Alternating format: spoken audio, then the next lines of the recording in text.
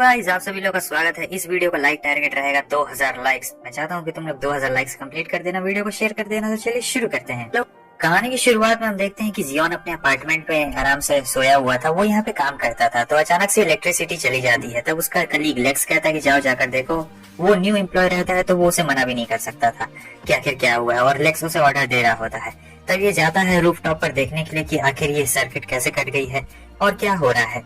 लेकिन जैसे ही वो वहाँ पर सर्किट पे जाता है, ऊपर रूफटॉप में हमें एक कल्टीवेटर को दिखाया जाता है जिसका नाम म्यूजी रहती है। असल में ये अपना कल्टीवेशन कर रही होती है। इधर जियोन को कुछ गड़बड़ लगती है, उसे लगता है कोई चोर आ गया है तो वो ऊपर देखने के लिए जाता है, और म्यूजी उस वक्त अपने कल्टीवेशन के बीच में रहती है जिसकी वजह से उसका ध्यान भटक चुका रहता है, और अचानक से एक लाइटनिंग स्ट्राइक आकर उसे लग चुकी रहती है। वो वहीं पे बेहोश हो चुकी रहती है। तब हमें दिखाया जाता है कि जो हमारा जियोन रहता है वो उसे सीपीआर देना चाह रहा होता है, क्योंकि नहीं तो उसकी जान जा सकती थी। तो वो उसे सीपीआर दे देता है। अचानक से एक लाइट चमकती है और हमें दिखाया जाता है कि म्यूजी अपना सपना देख रही होती है जिसमें उसकी मदर बता रही होती है। अचानक से उसकी मदर गायब हो जाती है। तब वहाँ खुलती तो जियोन को देखती है। जैसे वो उसे देखती है, जोरदार चाटा मारती है। वो तुरंत ही उसे एक्सप्लेन करता है कि मैं तो बस तुम्हारी जान बचाना चाहता था और मुझे माफ कर दो। लेकिन वो माफ नहीं करने वाली थी क्योंकि उसने इसका फर्स्ट किस चुरा लिया था, और फिर से उसे एक और छापड़ मारती है, और यही मारने के बाद वो वहाँ से चली जाती है। वो बहुत ज्यादा गुस्से में थी। और फिर हम देखते हैं कि जियोन यहाँ पर हेवनली ट्रिब्यूलेशन को नहीं देख रहा है, लेकिन थोड़ी देर के बाद हम देखते हैं कि अचानक से इसे कुछ होने लगता है। इसके लेवल्स में बदलाव आ रहा होता है, और साथ ही साथ दूसरी तरफ हमें जियोन को भी दिखाया जाता है। वो भी अजीब सी फीलिंग कर रहा होता है अपनी बॉडी में। अगले दिन वो अपनी बॉडी में नोटिस करता है कि उसकी कंडीशन अच्छी हो गई है, साथ ही साथ उसका आई साइड भी क्लियर हो चुका है। तो वो म्यूजी को देखता है। उसके साथ उसे एक शूटर भी रहता है जिसका नाम जीरो था, ये इसका लवर रहता है, और वो उसे बुलाता है डेट के लिए। लेकिन म्यूजी साफ साफ मना कर देती है। अचानक से हमें एक आंख को दिखाया जाता है जो आ चुका रहता है, और उसे पता रहता है कि अब एक नया कल्टीवेटर आ चुका है। तो वो उसे टेस्ट करना चाहता था कि आखिर वो क्या कर सकता है। तो बिल्डिंग पे पड़ा हुआ एक बिलबोर्ड को वो गिराने लगता है, और फिर हमारे जियोन को ये पता चल चुका रहता है कि वो बिलबोर्ड गिरने वाला है। वो तुरंत ही नोटिस करता है, एक्शन लेता है, और वो उस लड़की को वहाँ से बचाने के लिए अपनी पावर को रिलीज करता है, और उस लड़की को बचा लिया होता है। लेकिन यहाँ पर उसने अपनी पावर का ज्यादा इस्तेमाल कर लिया था, इसलिए बेहोश हो चुका था। म्यूजी को पता चल गया था कि आखिर वहाँ पर क्या हुआ है। वो तुरंत ही उस जगह पर पहुँचती है, और फिर अगले सीन में हमें दिखाया जाता है कि होटल रूम में यहाँ पर इसकी आँख खुलती है। देखता है कि इसके हाथ बंधे हुए, समझ नहीं आ रहा होता है कि आखिर यहाँ पर क्या हो रहा है। तब म्यूजी उससे कहती है मैं वो चीज वापस ले रही हूँ जो मेरी है। वो उसे याद दिलाती है कि कैसे तुमने पिछली रात मुझे बचाया था, और साथ ही साथ उस पावर के बारे में भी बता रही होती है कि कैसे मैं कल्टीवेटर हूँ। लेकिन ये इसकी बात पे बिल्कुल भी विश्वास नहीं कर रहा होता कि नहीं, कल्टीवेटर जैसी कोई भी चीज नहीं होती है। तब ये गुस्सा हो जाती है और कह रही होती है कि मैं एक कल्टीवेटर हूँ, और वो उससे कहती है कि देखो तुम्हें दो चीजों में से एक चीज को चूज करना पड़ेगा। या तो तुम मेरी मदद करो, तुम भी एक कल्टीवेटर बन जाओ, या तो मैं तुम्हें मार डालूंगी। अब यहाँ पर उसके पास और कोई भी रास्ता नहीं बचता। इस सिचुएशन में वो फंस चुका रहता है, तो वो इसका साथ देने का फैसला कर इधर ये बिल्डिंग की रूफ टॉप पे जा रहे होते हैं। म्यूजी उसे बिल्डिंग के टॉप पे तो ले जाती है, और टॉप पे जाने के बाद कह रही होती है कि तुम्हें यहाँ से कूदना पड़ेगा। लेकिन वो हिचकिचा रहा होता है। तब वो बताती है कि एक पर्सन की ट्रू एबिलिटी तभी सामने आती है जब वो खतरे में पड़े, और वैसे भी अगर तुम नहीं कूदने वाले हो तो तुम मारे जाओगे, क्योंकि बहुत सारे यहाँ पर कल्टीवेटर्स, और सबको पता चल जाएगा कि तुम भी कल्टीवेटर हो, लेकिन तुम कमजोर हो तो तुम ऐसे भी मारे जाने वाले हो। अब यहाँ पर उसकी हालत खराब हो चुकी थी। अब वो करे तो करे क्या, क्योंकि उसे अपनी असली पावर को भी पहचानना रहता है। तब ये डर के मारे पीछे आ रहा होता है, लेकिन म्यूजी अचानक से उसे धक्का दे देती है। यहाँ पर हम देखते हैं कि डर के मारे ये अपनी पावर्स का इस्तेमाल ही नहीं कर पा रहा होता, लेकिन जैसे ही नीचे गिरने वाला रहता है, अचानक से वहाँ पर म्यूजी आ जाती है उसे बचाने के लिए। म्यूजी उसे कस के पकड़ लेती है। फिर हम दिखाया जाता है कि यहाँ पर उसके विंग्स आ चुके रहते हैं, और वो विंग्स एकदम ऊपर जाते हैं, और म्यूजी भी देख के हैरान हो चुकी रहती है कि कैसे हो गया। वो तुरंत ही उसे बिल्डिंग में वापस से पुश कर देती है। बहुत जल्दी वो लोग बिल्डिंग में आते हैं, और कह रही होती है कि देखो तुम्हें अपने आप को इस तरीके से एक्सपोज बिल्कुल भी नहीं करना चाहिए, क्योंकि तुम अभी नए नए कल्टीवेटर बने हो, और सबको अगर पता चल गया तो वो लोग तुम्हारी जान के पीछे पड़ जाएंगे, इसलिए थोड़ा संभल के रहना। हमें एक दूसरे कल्टीवेटर सामू को दिखाया जाता है जिसे जियोन की स्पिरिचुअल प्रेशर के बारे में पता चल गया था, और वो सुन के हैरान रहता है कि कैसे वो पहले दिन ही जूजी लेवल पे पहुंच चुका है। तो वो अपने एक स्टूडेंट रीवी को कहता है कि पता करो आखिर ये जियोन कितना ज्यादा पावरफुल है। अगर ये जियोन कमजोर हुआ तो इसे वहीं जान से मार डालना, और ताकतवर हुआ तो मुझे इसके बारे में इंफॉर्मेशन चाहिए। वो कहती है ठीक है सर, ये रीवी रहती है। अब यहाँ पर सीन कट हो जाता है। हम देखते हैं कि जियोन और मूसी घर जा रहे होते हैं। तभी जीरो फिर से उसे इनवाइट कर रहा होता है मूवी देखने के लिए, चलते हैं डेट पर। लेकिन वो साफ साफ मना कर देती है। कह रही होती है हम लोग होटल से आए हैं तो बहुत ज्यादा ही थक चुके हैं।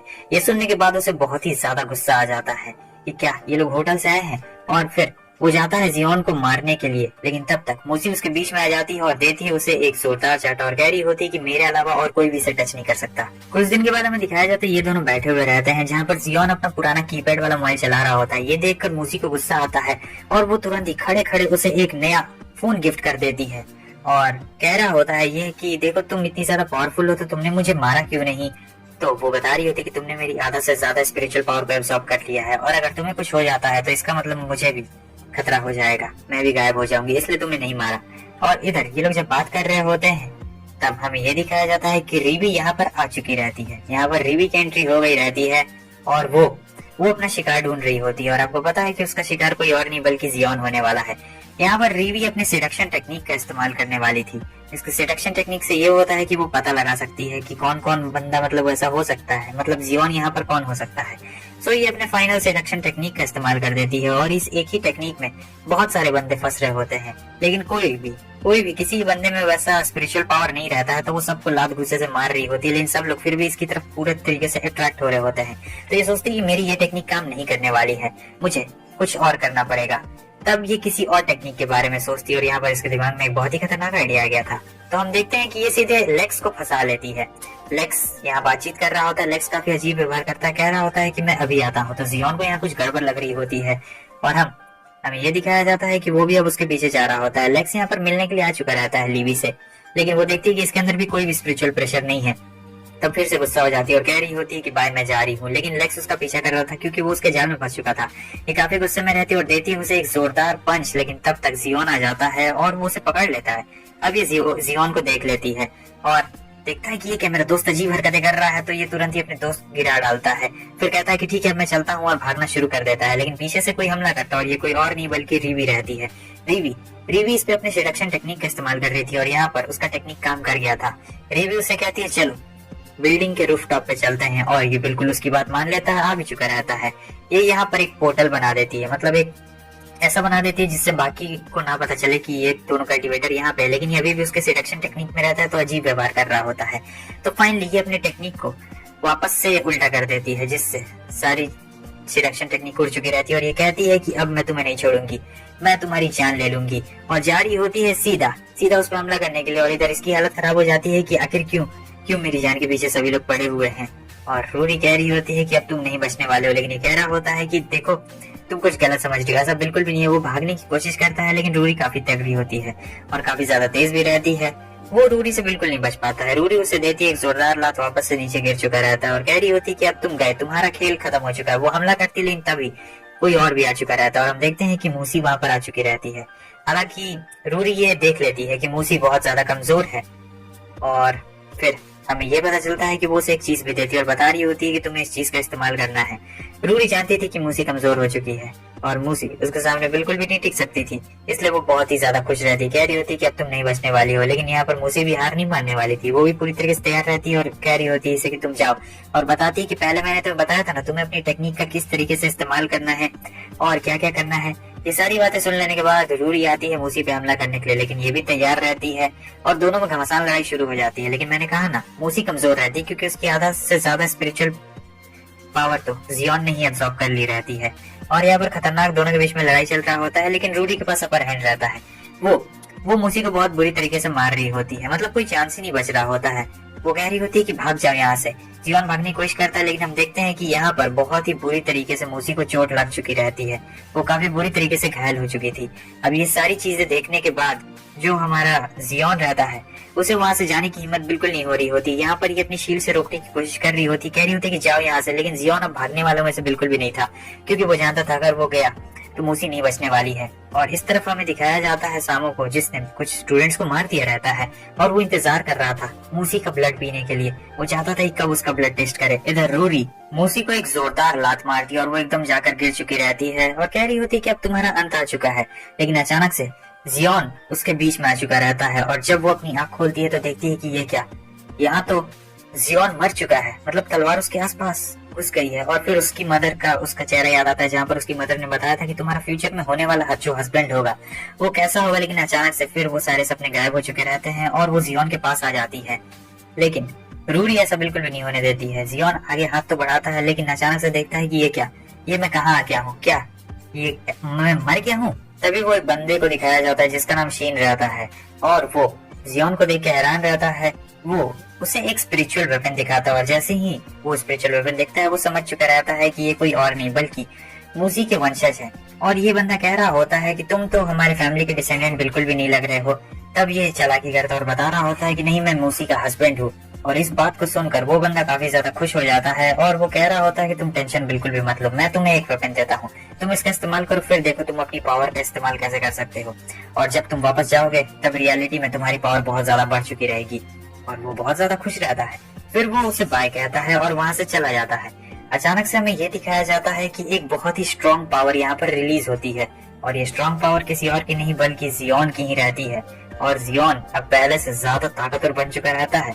जियोन को काफी ज्यादा गुस्सा भी आ रहा होता है क्योंकि यहाँ पर मूजी की हालत बहुत ही ज्यादा खराब हो चुकी रहती है। रूरी जियोन को एकदम ध्यान से देख रही होती है क्योंकि यहाँ पर इसका पावर लेवल बहुत ही ज्यादा हद तक आगे बढ़ चुका रहता है। उसे देखने के बाद वो सोच रही होती है कि कहीं ये इसके मास्टर से भी ज्यादा ताकतवर तो नहीं ना हो गया, लेकिन वो फिर से हमला करती है।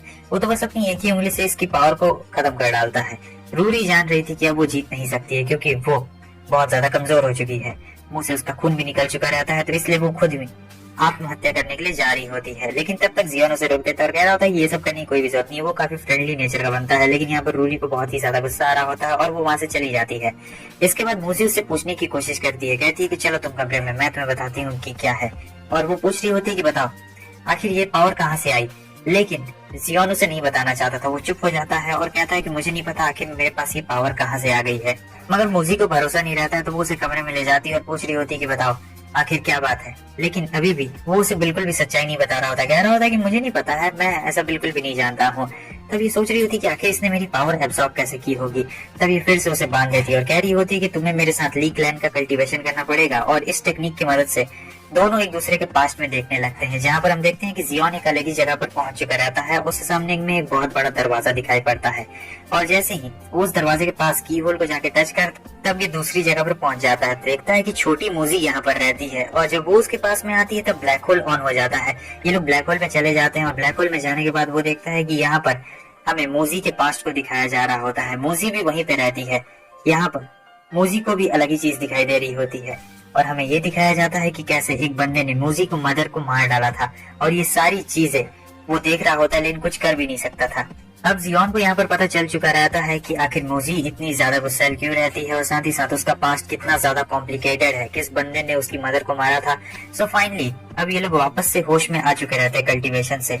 और वो कह रहा होता है तुम टेंशन बिल्कुल भी मत लो, तुम्हारा पूरा फुल सपोर्ट है, मैं तुम्हारी मदद करूंगा। और मूजी कह रही होती है कि मुझे इस बंदे को मारना है, लेकिन अभी ये लोग इतने ज्यादा पावरफुल नहीं हुए हैं कि वो लोग उस बंदे को मार सके। अगले सीन में हम देखते हैं वो अपने घर जा रहा होता है, लेकिन तभी उसे याद आता है कि आंटी ऑन बीट्स तो उसके पास अब बचे हुए नहीं हुए हैं।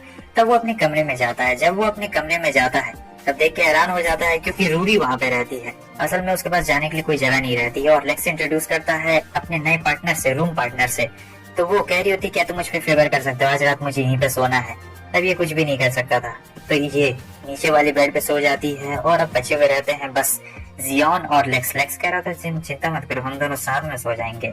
लेकिन तभी वो कहता है नहीं साथ में नहीं सोना है, मैं जाकर नीचे सो जाऊंगा, ठीक है तुम आराम से ऊपर सो और रूडी यहाँ नीचे सो जाएगी, मैं जमीन पे सो जाऊंगा। रूडी का जादू अभी भी काम कर रहा होता है, इसलिए लड़के आ रहे होते हैं प्रपोज करने के लिए। एक के बाद एक लाइन ही लग चुकी रहती है। हमें शीरो को भी दिखाया जाता है जो म्यूजिक के लिए यहाँ पर आया हुआ रहता है। वो फिर से यहाँ पर इसे डेट के लिए पूछने आया रहता है, रिंग भी लेके आया होता है काफी महंगा, लेकिन वो कह देते कि नहीं मैं जाऊंगी तो मैं सिर्फ जियोन के साथ जाऊंगी। देखो और इधर रूरी के पास भी पूरा एकदम लाइन लग चुका रहता है लड़कों का, एक से एक लड़के आ रहे होते हैं, लेकिन वो कहती है कि मैं जाऊंगी तो सिर्फ इसी के पास जाऊंगी डेट। अब दोनों लड़कियों के बीच में हमारा जियोन फंस चुका रहता है, बहुत ही ज्यादा फेमस बन चुका रहता है और काफी बंदे इसके दुश्मन भी बन गए रहते हैं, भले कल्टीवेटर हो या फिर कल्टीवेटर ना हो। अगर कोई जिंदगी जी रहा है इस वक्त तो ये लौंडा अपनी जिंदगी जी रहा है। अगले सीन में हम देखते हैं कि जियोन गिफ्ट लेके जा रहा होता है। वो सोचता है कि कहीं मूसी गुस्सा ना हो जाए, वो चिंता कर रही होगी, इसलिए वो जा रहा होता है गिफ्ट देने के लिए। लेकिन इससे पहले ही गिरोह का ग्रुप यहाँ पर आ चुका रहता है और उसने कुछ बंदे हायर किए रहते हैं इसे पीटने के लिए। तो यहाँ पर वो सभी लोग उसे घेर चुके रहते हैं और साथ ही साथ हमारे जियोन पे हमला करना शुरू करते हैं, लेकिन वो भागता है तो वहाँ उसके हाथ से गिफ्ट गिर चुका रहता है। अब हम देखते हैं कि रूरी और मूसी वहाँ पर रोड पे ही होते हैं और वो लोग देख चुके रहते हैं और फिर वो दोनों लड़कियां आ जाती है यहाँ पर हमारे जियोन को बचाने के लिए। वो दोनों मिलकर ही यहाँ के सारे बदमाशों को एकदम बहुत बुरी तरीके से ढेर कर देती है, कोई भी नहीं बचता है। ये बहुत ही अपसेट हो जाता है कि क्या हो गया। जब रूरी देखती है कि जियोन यहाँ पर मूसी को गिफ्ट दे रहा था, तब उसे बहुत ज्यादा बुरा लगता है और वो यहाँ से चली जाती है। साथ ही साथ हमें उसके मास्टर सामा को भी दिखाया जाता है, जो ऊपर दूर से देख रहे होते और सोच रहे होते कि कहीं ये अपने मिशन में फेल तो नहीं ना हो गई। लेकिन फिर यहाँ पर जियोन मूसी से कह रहा होता है कि मैं जब भी रूरी को देखता हूँ मुझे अपने बारे में याद आ जाता है, क्योंकि मैं भी बिल्कुल उसी की तरह था, बिल्कुल अकेला और कुछ भी नहीं था, अकेलापन। फिर वो परमिशन लेता है, क्या मैं ये जाकर उसे दे दूं गिफ्ट? तो वो तुरंत ही कह देती है कि हाँ क्यों नहीं, जाओ जाकर उसे अप्रोच करो, दोस्त बनो उसके। तो वो जाता है रूरी के पास और उससे दोस्त बनने के लिए हाथ आगे बढ़ा रहा होता है। लेकिन यहाँ पर वो बहुत ही ज्यादा गुस्से में रहती है और कह रही होती है कि हट जाओ यहाँ से, अगर मैं उस रात तुमसे ज्यादा ताकतवर होती तो ये सब आज नौबत बिल्कुल भी नहीं आती। साथ ही साथ मुझे ये भी पता है कि मूसी ने तुमसे जानबूझकर ये सब कहा होगा ताकि तुम मेरे पास आओ और मुझसे हाथ मिलाओ। मैं जानता हूँ कि तुम लोग मुझे जलाने की कोशिश कर रहे हो और कुछ भी नहीं। लेकिन यहाँ पर तो उनका प्लान कुछ भी नहीं रहता है। जिनो से कह रहा होता है कि देखो, तुम्हें पता नहीं है मुशी कितनी बड़ी मुसीबत से गुजरी है, मतलब उसके पास्ट में क्या क्या हुआ है तुम्हें नहीं पता है। इधर रात में हमें दिखाया जाता है कि सामा दो स्टूडेंट्स को डिस्टर्ब कर देता है, लेकिन वो लोग बहुत ही ज्यादा गुस्से में रहते हैं, मगर सामा उन दोनों को मार देता है, जो कि जाहिर सी बात थी क्योंकि उसे अपना आर्ट कंप्लीट करना था, इसे ब्लड की जरूरत रहती है। जब रूरी वापस से अपने मास्टर के पास पहुंचती है, तब देखती है कि यहाँ पर उसके मास्टर दो बच्चों को लेकर आए हैं और बता रहे होते हैं कि कैसे ये लोग उनकी मदद कर सकते हैं। साथ ही साथ वो मिशन के बारे में बताती है, लेकिन ये मिशन के बारे में ज्यादा टेंशन नहीं लेता और बता रहा होता है कि अगर तुम दोनों स्टूडेंट का ब्लड पी लोगी तो तुम कोर फॉर्मेशन के मिडिल स्टेज में पहुंच जाओगी और बहुत ही जल्द आगे बढ़ जाओगी। साथ ही साथ वो बता रहा होता है कि कैसे कैसे तुम उनका इस्तेमाल कर सकती हो और वगैरह वगैरह वो सारी चीजें। यानी कि ये ब्लड आर्ट का इस्तेमाल करता है, जो कि बहुत ही ज्यादा खतरनाक रहता है। ये जियोन को किसी भी हाल में मारना चाहता था, उसके मास्टर ने ऑर्डर दे दिया था, तो इसे जियोन को मारना ही पड़ता। और इसने सोच लिया था कि अगर मैं जियोन को मारूंगी तो मैं इसके बाद खुद भी मर जाऊंगी। वो जियोन को कॉल करके बुलाती है एक मिलने वाली जगह पर। जब जियोन यहाँ पर आता है तब वो अचानक से आ जाती है और लगातार उस पर हमला करना शुरू करती है। वो चाहती थी कि अपनी असली स्पिरिचुअल पावर को रिलीज कर दे, लेकिन वो ऐसा नहीं कर रहा होता है, वो उसे फ्रेंड समझ रहा होता है। लेकिन रूरी अचानक से हमला कर रही होती है, वो उसे रोकने की कोशिश तो करता है, लेकिन वो क्या कर सकती थी, वो कुछ भी नहीं कर सकती थी, क्योंकि उसे अपने लव वंस को बचाना था। और फिर हम देखते हैं कि अचानक से डैगर अंदर घुस चुका रहता है, मगर कुछ भी नहीं होता है। यहाँ पर वो बहुत ज्यादा रो रही थी क्योंकि वो नहीं मारना चाहती थी, वो उसे पसंद करती थी। यहाँ रूरी को उसके अंदर कोई अलग सा इंसान दिखाई पड़ता था, ऐसा जैसे वो पहले किसी को जानती थी। और जब ये लोग बात कर ही रहे होते, मुशी वहाँ पर आ चुकी रहती है और फिर रूडी यहाँ पर उन लोगों को बता रही होती है कि क्या है उनका मास्टर का प्लान और वो कैसे जियोन की पावर के पीछे पड़े हुए हैं। वो उसकी पावर को बाहर निकालना चाहते थे और इसे टेस्ट करने के लिए मुझे यहाँ पर भेजा गया था। और जो करंट सिचुएशन है वो सारी चीजें बता देती है कि कैसे उसके मास्टर अभी कोर फॉर्मेशन के मिडिल स्टेज पर पहुंच चुके हैं। ये सारी बातें सुनने के बाद मुशी समझ चुकी रहती है कि आखिर रूडी को यहाँ पर क्यों भेजा गया था, और वो जानती थी कि ये बहुत ही ज्यादा खतरनाक है और उसके मास्टर तब तक नहीं रुकने वाले हैं जब तक वो जियोन का ब्लड न पी ले, और वो ब्लड कल्टीवेशन का भी इस्तेमाल करते हैं। ये बात उन्हें पता चल चुकी रहती है। ब्लड कल्टीवेशन यानी बहुत ही खतरनाक वाली चीज रहती है। मोशी कह रही होती है कि जो पुराने स्टूडेंट्स और टीचर के बीच में रिलेशन हुआ करता था वो अब एग्जिस्ट ही नहीं करता है। मतलब अब देखो टीचर और स्टूडेंट की क्या हालत हो गई है। और फिर जियोन पूछ रहा होता है रूरी से, क्या तुम मुझे बताओगी कि आखिर तुम और तुम्हारे मास्टर आखिर एक दूसरे से मिले कैसे? रूरी अपना पास्ट बताने लगती है कि बहुत साल पहले, मतलब ये जिस गांव में रहा करती थी, तो एक स्पिरिचुअल बीस्ट रहा करती थी और ये उस स्पिरिचुअल बीस्ट से हमेशा मिलने के लिए जाया करती थी, क्योंकि बस इसे ही पता रहता है। और इसके दोस्त नहीं जानते थे स्पिरिचुअल बीस्ट के बारे में। ये एक सर्पेंट स्पिरिट रहती है, आप मान सकते हैं। तो इस सर्पेंट स्पिरिट के पास कोई भी नहीं आता था डर के मारे, लेकिन सिर्फ रूरी जाती थी और वो इसकी एकदम बहुत ही अच्छी दोस्त बन चुकी रहती थी। वो सर्पेंट स्पिरिट हमेशा इसका ख्याल रखती थी, रूरी अच्छे से रहती थी उसके साथ, और इन्हें लगता था कि हमेशा ये लोग जिंदगी भर एक साथ रह सकते हैं। हालांकि किसी को भी इसके बारे में नहीं पता रहता। और तभी एक दिन एक ओल्ड मैन आता और कहता है कि तुम उस सर्पेंट स्पिरिट से दूर रहो, अगर तुम दूर नहीं रहोगी तो तुम अपने लव्ड वंस को खो दोगी। लेकिन रूरी उसकी बात पे ज्यादा भरोसा नहीं करती है, मगर थोड़ा सा हिचकिचा भी रही होती है। एक दिन जाती है गुफा में तो देखती है कि ये क्या, चारों तरफ खून ही खून है, आखिर ये क्या हो रहा है। फिर वो अपने गांव की तरफ वापस लौटती है, क्योंकि उसके दिमाग में बहुत कुछ चल रहा होता है। जब वो गांव पहुंचती है तो देखती है कि सर्पेंट स्पिरिट यहाँ पर बेकाबू हो चुकी है और वो सभी लोगों को मार रही होती है, कोई भी नहीं बचता है। जब रूरी वहाँ पहुंचती है तो देखती है कि उसके पेरेंट्स, उसके दोस्त, जितने भी उसके साथी रहते हैं वो सब के सब मारे जा चुके रहते हैं। अब यहाँ पर वो काफी गुस्से में रहती है। वो सर्पेंट स्पिरिट को मारने के लिए जाती है गुफा में, लेकिन वहाँ पर उसे वही ओल्ड मैन दिखाई देते हैं। वो कहते हैं कि सर्पेंट स्पिरिट यहाँ पे नहीं है, और अगर तुम्हें सर्पेंट स्पिरिट को मारना है तो ये लो, मैं तुम्हें ये स्पेशल टाइप का डैगर देता हूँ। ये डैगर उस स्पिरिट को तुरंत ही मार डालेगा, भले ही कितना भी हाई लेवल का क्यों ना हो। तो अब रूडी यहाँ पर निकल चुकी रहती है ढूंढने के लिए सर्पेंट स्पिरिट को, क्योंकि उसके अंदर क्रोध रहता है। वो मारना चाहती थी किसी हाल में, लेकिन जब वो जाती है तो देखती है कि इसकी हालत तो पहले से ही बहुत ज्यादा खराब रहती है। और अचानक से वो सर्वेंट स्पिरिट उठ जाती है, रूरी के पास आती है, लेकिन ये डर चुकी रहती है तो डैगर अचानक से लग जाता है।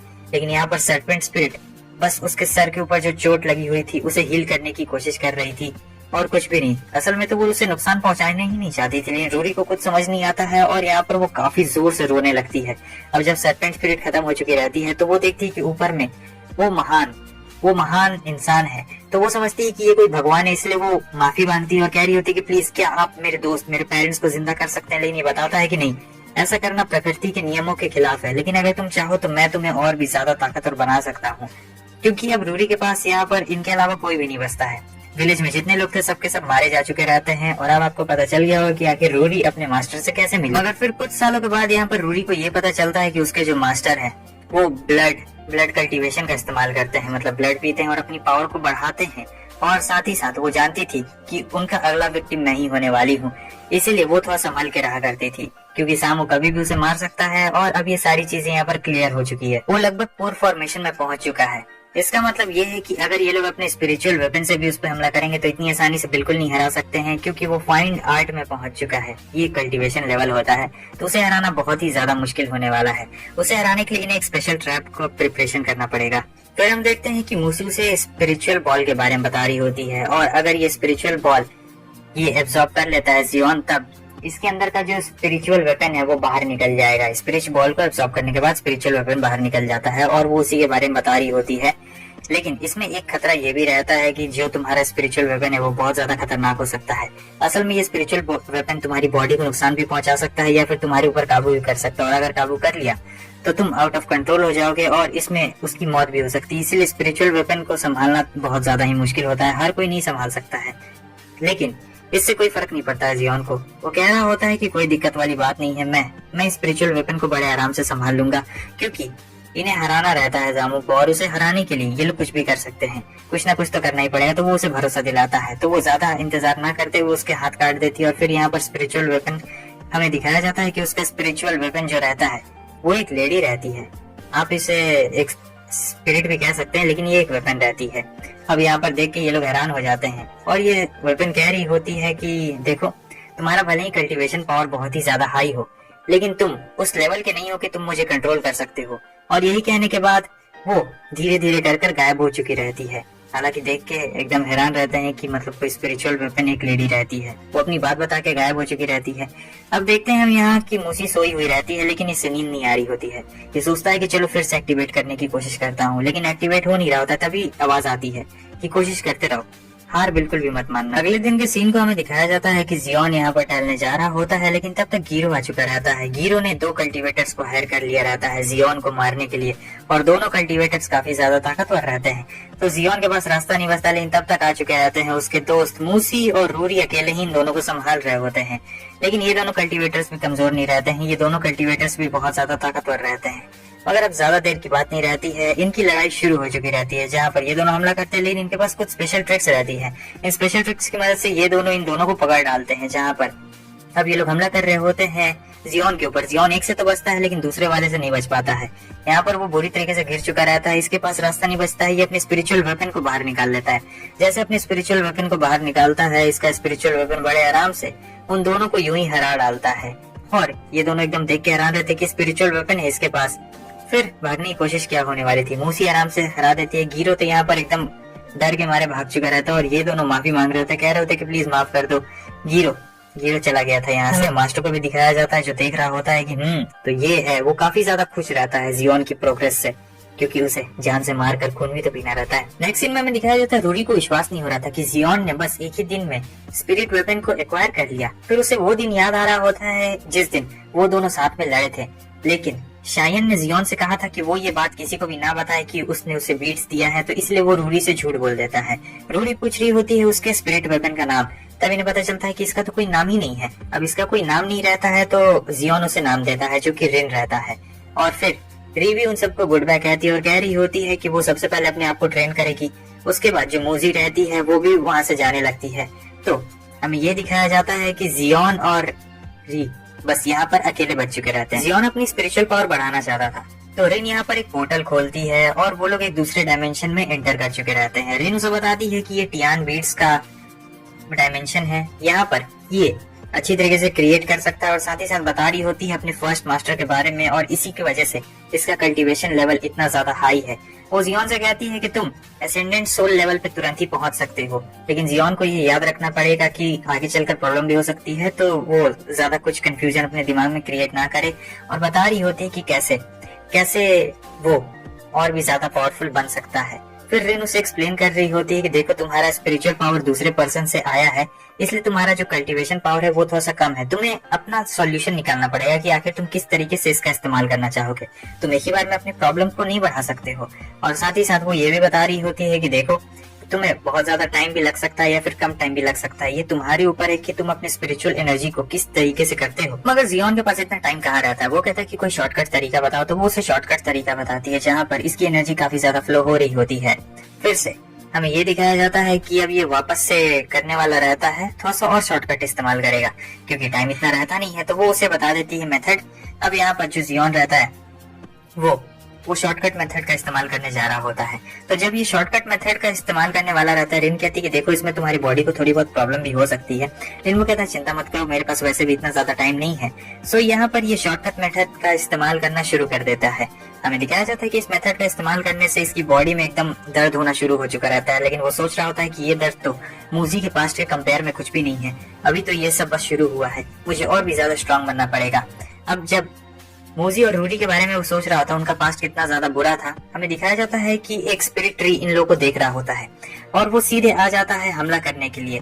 लेकिन जियोन यहाँ पे बहुत ताकतवर बन चुका था, वो एक ही बार में वो स्पिरिचुअल ट्री के धजिया उड़ा डालता है एकदम। रिन कह रही होती मैं यहाँ बहुत दिनों से रह रही हूँ, लेकिन मुझे भी इन सब के बारे में इतना कुछ नहीं पता। ये स्पिरिचुअल ट्री यहाँ बहुत सालों से रह रहा है, तो इसे यहाँ के बारे में बहुत कुछ पता होगा। जब वो ये बात बता ही रही होती है तब मूजी का कॉल आ चुका रहता है। शियोन सोच के हैरान रहता है कि यहाँ पर नेटवर्क भी पकड़ रहा है। नेक्स्ट सीन में हमें दिखाया जाता है मूसी उन्हें एक एडल्ट शॉप में लेके जाती है जहाँ पर उसे कुछ सामान खरीदना रहता है, लेकिन वहाँ के वर्कर्स कह रहे होते हैं कि आप यहीं पे रुक जाइए, अंदर नहीं जा सकते। तभी वो अपना प्रीमियम कार्ड फेंक के मार देती है और कह रही होती है कि मुझे तुम्हारे बॉस से मिलना है। तो प्रीमियम कार्ड रहता है, लेकिन सिर्फ मूसी जा सकती थी जिसके पास कार्ड रहता है, ये लोग अंदर नहीं जा सकते थे।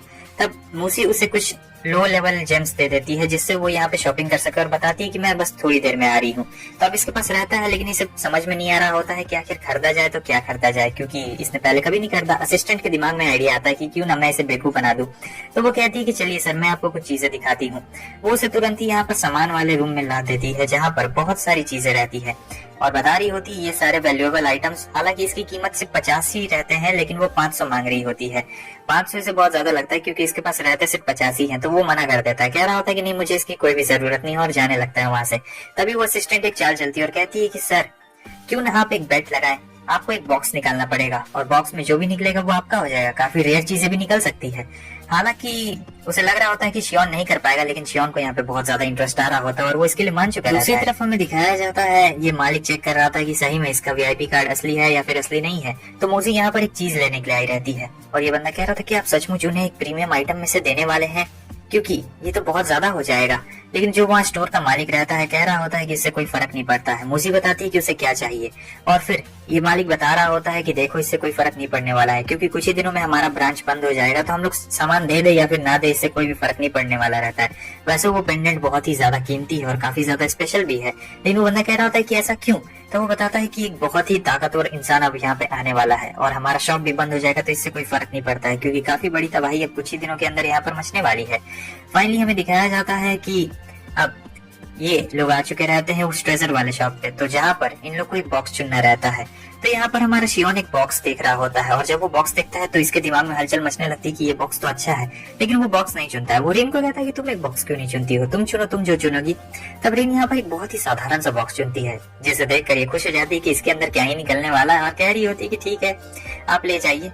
और सोच रहा होता है शियोन की इसके अंदर कुछ बहुत ही अच्छा ट्रेजर मिलने वाला है, क्या मिलेगा। लेकिन जैसे वो खोलता है तो देखता है कि एक सड़ेला सा ड्रैगन रहता है इसके अंदर, जिसे सोल ऑफ ड्रैगन ब्लड कहा जाता है।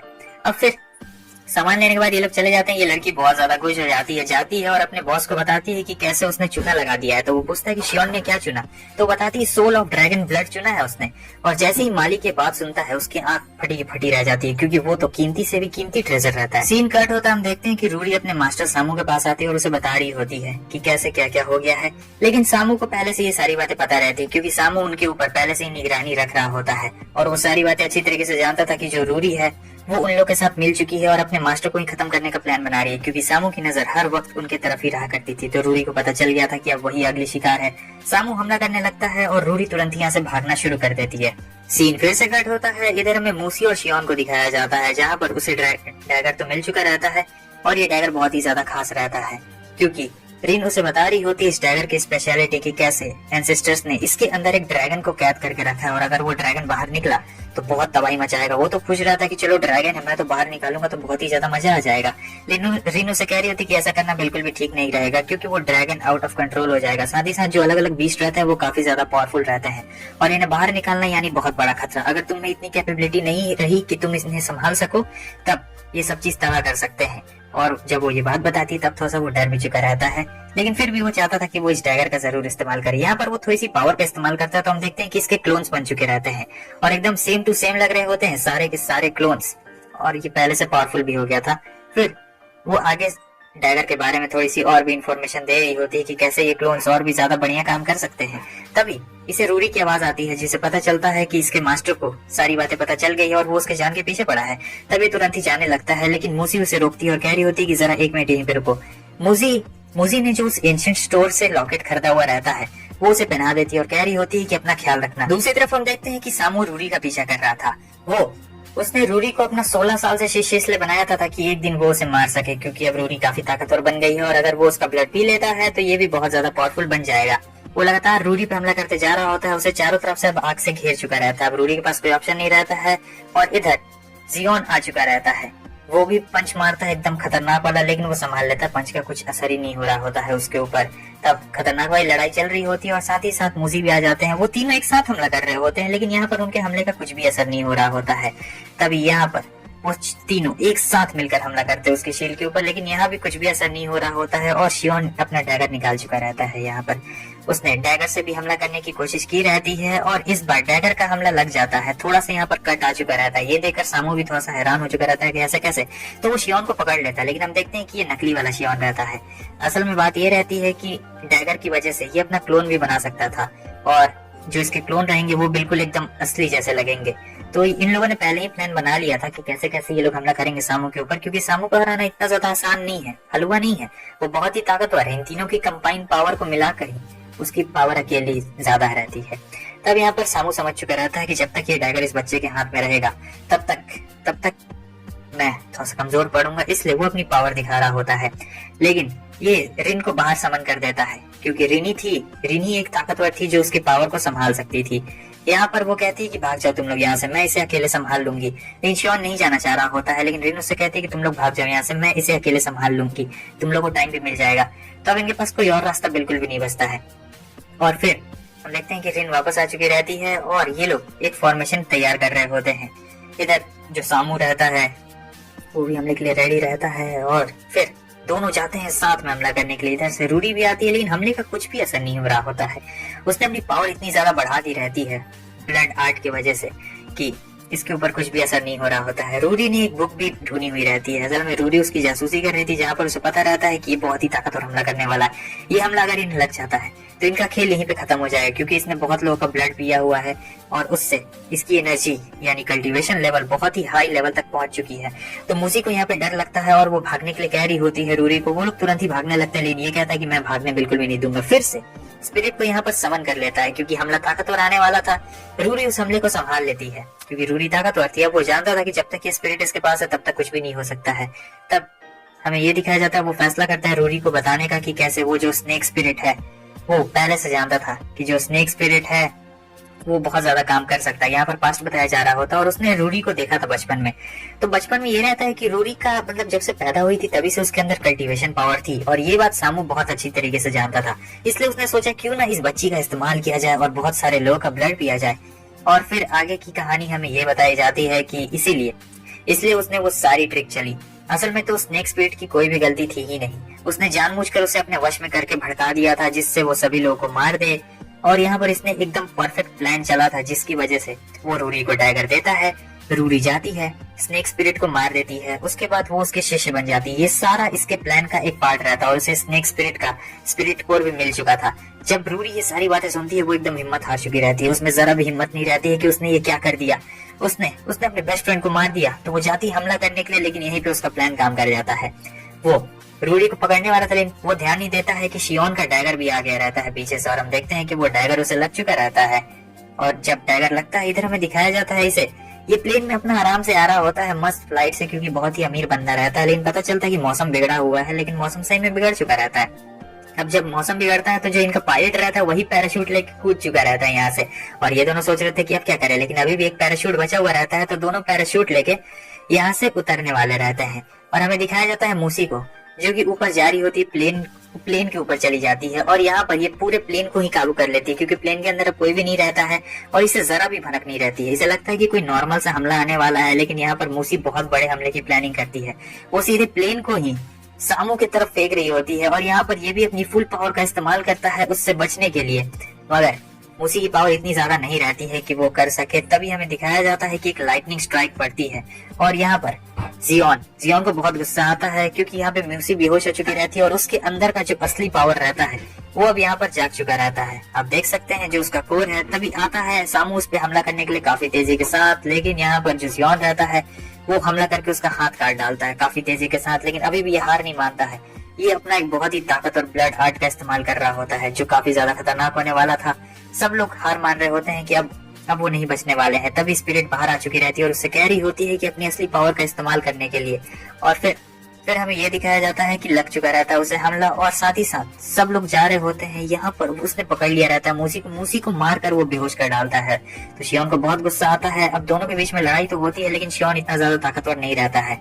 शियोन को काफी गुस्सा आता है, वो अपने डैगर को निकालता है, और फाइनली हमें दिखाया जाता है शियोन की असली पावर यहाँ पर एक्टिवेट हो चुकी रहती है। लेकिन सामू को इससे फर्क नहीं पड़ता है, वो उनका ब्लड ले रहा होता है और अपनी पावर को बढ़ा रहा होता है, मगर अब बहुत ज्यादा हो चुका रहता है। शियोन यहाँ पर अपनी पावर का इस्तेमाल करता है। हम देखते हैं कि यहाँ पर रूरी भी आती है उसकी मदद करने के लिए, लेकिन वो सामू के सामने टिक नहीं सकती थी, बहुत ज्यादा ही कमजोर रहती है। वो उनका ब्लड का इस्तेमाल कर रहा होता है अपनी पावर बढ़ाने के लिए, लेकिन अब शियोन आ चुका रहता है हमला करने के लिए। दोनों के बीच में घमासान लड़ाई चल रही होती है। यहाँ पर शियोन अपने फुल पावर में रहता है, सामू भी अपने फुल पावर में रहता है, और फाइनली मौका देकर शियोन ने उस पर हमला कर दिया रहता है और इसके 2 टुकड़े कर देता है, पूरी तरीके से जला डालता है। लेकिन जाने से पहले वो अपने एक दोस्त को बता देता है कि मेरा बदला जरूर ले लेना। रूरी भी खुश रहती है कि फाइनली उसने अपने दोस्त का बदला ले लिया, अपने फैमिली का बदला ले लिया। लेकिन यहाँ पर ये उदास रहता है कि कुछ ना कुछ तो करो, कोई इसे वापस होश में लाओ। तभी हमें उस आंख जैसी चीज को दिखाया जाता है जो वापस से यहाँ पर आ चुकी रहती है। यहाँ पर वो कहता है कि मैं तुम्हारे दोस्त को वापस ला सकता हूँ, क्योंकि वो लगभग मर चुकी है। तो वो कहता है कि प्लीज मेरे दोस्त को वापस ले आओ। तो वो कहता है कि मुझे वो बीड़ दो, जो तुम्हें वो बीड़ मिली है, मुझे वो बीड़ दे दो। तो ये तुरंत ही बिना हिचकिचाए उस बीड़ को बाहर निकाल देता है और कहता है कि ये लो। लेकिन वो आंख मना कर देता है, कह रहा होता है कि नहीं, मुझे इसकी बिल्कुल भी जरूरत नहीं है, तुम इसे अपने पास रख सकते हो। असल में तो मैं तुम्हें बस ट्राई कर रहा था और कुछ भी नहीं। ये आंख बहुत ही मिस्टीरियस चीज रहती है। वो जियोन को कहता है मैं तुम्हारे दोस्त को हील कर दूंगा और तुम एक जगह पे मिलने के लिए आना। हालांकि उस जगह के बारे में नहीं बताया जाता, और यही कहने के बाद वो वहाँ से चला जाता है। तो सीजन 1 काफी मिस्टीरियस तरीके से यहाँ पर खत्म हो चुकी है दोस्तों। सीजन 2 अभी जब आएगा तब मैं कर दूंगा। वैसे तुम लोग कमेंट में बताना तुम लोग को ये कैसा लगा। और हाँ, फिर मिलते हैं आप सभी से कोई अगले एनिमे में, तब तक के लिए बाय बाय। 1000 लाइक कर देना।